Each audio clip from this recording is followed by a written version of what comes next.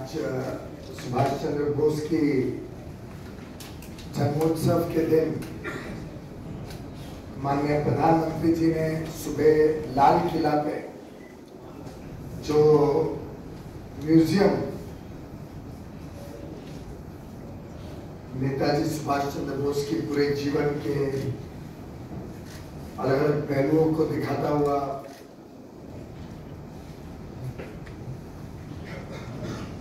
उद्घाटन किया।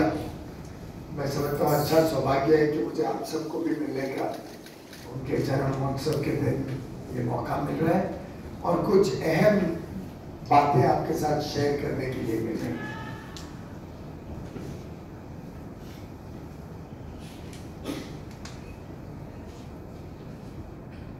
दो बहुत ही महत्वपूर्ण विषय जिनके बारे में मुझे लगा मैं आपसे शेयर करूं। एक 22 ट्रेन की जो आज के दिन कुछ डिस्टेंस तक जाती है, लेकिन उसमें लाई ओवर टाइम या ले ओवर टाइम जो एडिशनल रहता है, जितना समय वो खड़ी रहती है, उस समय को उपयोग करते हुए हम उसको और अधिक डिस्टेंस तक चला सकें, ऐसा प्रयोग बड़ी सफलता से हमने पीछे किया था।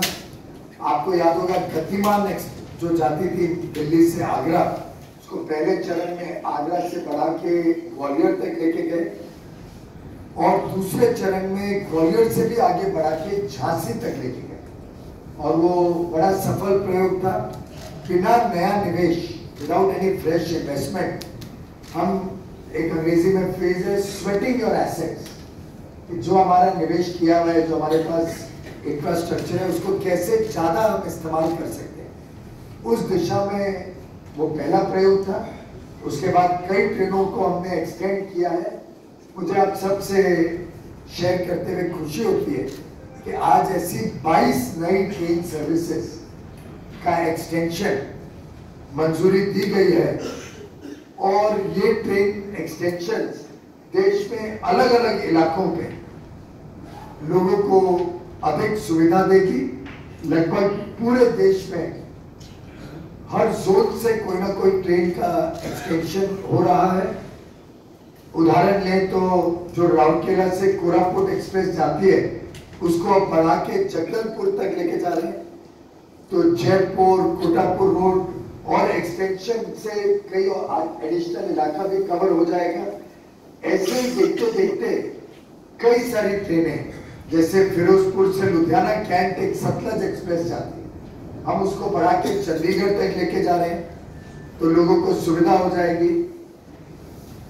अलग अलग ट्रेनों की श्रृंखला में देखें तो एक पूरी बारमेल एक्सप्रेस बढ़ा के राउरकेला तक लेके जाएंगे, जिससे केंद्रपोशी, चाईबासा, चक्रधरपुर, मनोहरपुर, उड़ीसा के कई इलाकों में और जनता को सुविधा दे पाएंगे। ऐसे बहुत सारी अन्य अन्य क्षेत्रों में ट्रेनों को एडिशनल डिस्टेंस चलाने का निर्णय लिया गया। उधमपुर से जम्मू तवी जो डेमू ट्रेन जाती थी, उसको अब पठानकोट तक लेके जाएंगे और स्वाभाविक है पठानकोट तक लेके जाने से उसका जो सर्विस है, जितने स्टेशन रास्ते में उन सबको सर्विस मिलेगी और ये आगे चल के एक बहुत बड़ा यूटिलाइजेशन ऑफ आवर एसेट्स में वृद्धि लाने में, हमारे जो ट्रेन्स हैं, रोलिंग स्टॉक है, ट्रैक्स है, उसकी उपयोगिता को और ज्यादा बढ़ाएगा, जनता को और सेवा देगा और स्वाभाविक रूप से एक पूरे क्षेत्र में विकास के लिए भी प्रोत्साहित करेगा उन क्षेत्रों को। वैसे ही एक दूसरा निर्णय जो बहुत महत्वपूर्ण है, जिसको हमने अभी अभी लिया है, मैं आपके समक्ष रखना चाहूंगा। आप सब जानते हैं भारतीय रेलवे देश का सबसे बड़ा एम्प्लॉयर है। सबसे अधिक लोग भारतीय रेलवे में काम करते हैं। आज 12 लाख से अधिक लोग भारतीय रेलवे में सेवानिवृत्त है। सेवा कर रहे हैं। और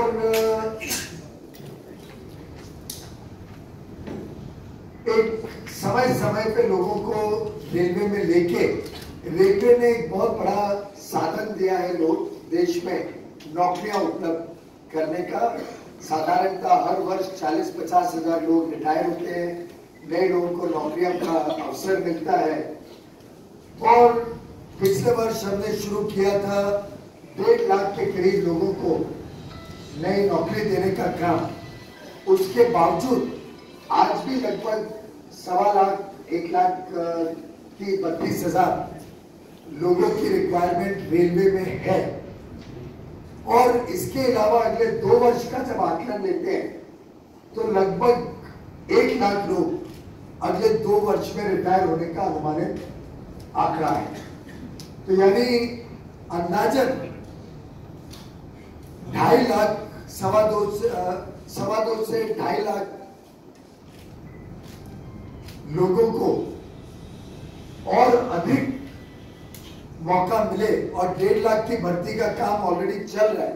तो एक प्रकार से 4 लाख नई नौकरियां रेलवे अकेले देने जा रहा है, जिसमें 1.5 लाख की तो प्रोसेस बहुत आगे बढ़ चुकी है। लगभग 2-2.5 महीने में पूरा प्रोसेस भी खत्म हो जाएगा, लोग नौकरी पे आना शुरू हो जाएंगे। और ये आज निर्णय लिया है कि बाकी भी जो वैकेंसीज हैं, लगभग जो वैकेंसीज हैं और जो अगले 2 वर्ष में रिटायरमेंट होंगे, उसके लिए एडवांस में प्लानिंग करके ये सिलसिला भी शुरू किया जाए।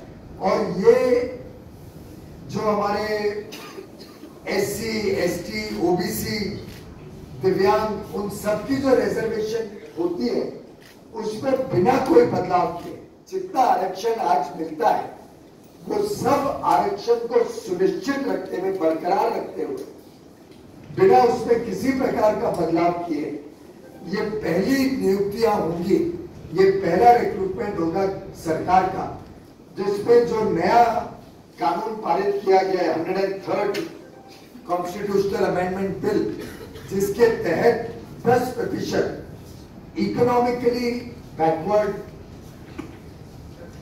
सेक्शंस के लिए, इकोनॉमिकली वीकर सेक्शंस के लिए, EWS, इकोनॉमिकली वीकर सेक्शंस के लिए जो 10% का आरक्षण रखा गया है, उसका लाभ अब रेलवे पहली संस्था होती केंद्र सरकार की तो उसका लाभ आने वाले दिनों में ये नौकरियां भर के बिना आज का जो आरक्षण है schedule caste, schedule tribe, OBC सभी के आरक्षण को सुनिश्चित रखते हुए, बरकरार रखते हुए ये नया कानूनी प्रावधान जो अभी अभी संसद में पारित हुआ है, इसके तहत 10% अधिक आरक्षण इकोनॉमिकली वीकर सेक्शंस के लिए किया जाएगा। लगभग 23,000 आरक्षित नियुक्तियां इसके तहत इकोनॉमिकली वीकर सेक्शंस को मिलेगी। पूरी तरीके से शेड्यूल कास्ट, शेड्यूल ट्राइब और OBC के लिए जो आरक्षित है उसको सुनिश्चित करते हुए, उसको बरकरार रखते हुए मैं समझता हूं ये 4 लाख लोग बड़े कंपेटिटिव प्रोसेस से, बहुत ही पारदर्शी प्रोसेस है जिसमें कंप्यूटर एडेड टेस्ट है, टेस्ट को वीडियोग्राफी करी जा रही है, स्मूथली पूरे देश में कंडक्ट हो रहा है। इसके रिजल्ट्स पारदर्शी तरीके से पब्लिक डोमेन में आएंगे